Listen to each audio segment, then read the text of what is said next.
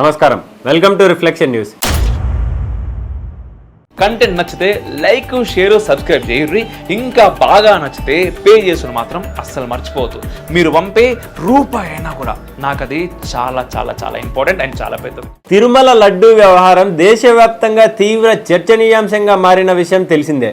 Andhra Pradesh deputy CM జనసేనాని పవన్ కళ్యాణ్ తాజాగా విజయవాడ కనకదుర్గమ్మ వారిని దర్శించుకుని ఆలయ శుద్ధి కార్యక్రమం నిర్వహించిన తర్వాత మీడియాతో మాట్లాడుతూ హిందూ ధర్మాన్ని అవహేళన చేసే వాళ్ళపై తీవ్రంగా రియాక్ట్ అయ్యాడు.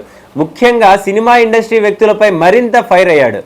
ప్రకాష్ రాజ్ వ్యాఖ్యలను తప్పుపడుతూనే తమిళ హీరో కార్తీ లడ్డూ గురించి వ్యాఖ్యలపై కూడా తీవ్రంగా రియాక్ట్ అయ్యాడు. హిందూ ధర్మంపై జోకులు వేయటం మానుకోవాలని హెచ్చరిస్తున్నాను అంటూ డైరెక్ట్ వార్నింగ్ ఇచ్చేశాడు పవన్. దీనిపై హీరో కార్తీ వెంటనే స్పందించాడు. పవన్ కళ్యాణ్కు బహిరంగంగా క్షమాపణలు చెప్పాడు. తాను కూడా హిందువునేనని, వెంకటేశ్వర స్వామి భక్తుడినేనని, కావాలని అలాంటి వ్యాఖ్యలు చేయలేదని సోషల్ మీడియా ద్వారా క్షమాపణలు చెప్పాడు హీరో కార్తీ.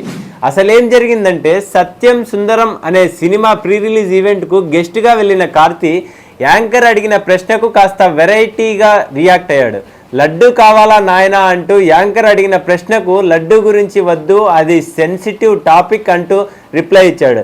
దీనిపై సోషల్ మీడియాలో భారీగా ట్రోలింగ్ నడుస్తుంది. తిరుమల లడ్డు వ్యవహారాన్ని కామెడీ చేస్తున్నారంటూ యాంకర్ మంజుషా పైన, హీరో కార్తీ పైన సోషల్ మీడియాలో భారీగా వ్యతిరేకత వ్యక్తమైంది.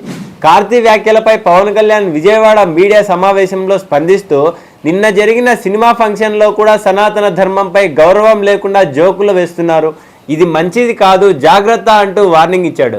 ట్రోలింగ్ను, పవన్ కళ్యాణ్ రియాక్షన్ను చూసిన కార్తీ తాను కావాలని అలాంటి వ్యాఖ్యలు చేయలేదని, తన వ్యాఖ్యలను సోషల్ మీడియాలో వక్రీకరించి చూపిస్తున్నారని ట్విట్టర్లో ట్వీట్ చేశాడు. దీంతోపాటు పవన్ కళ్యాణ్ను క్షమాపణ కోరాడు. ఇదే ఇప్పుడు టాలీవుడ్లో హాట్ టాపిక్గా మారింది.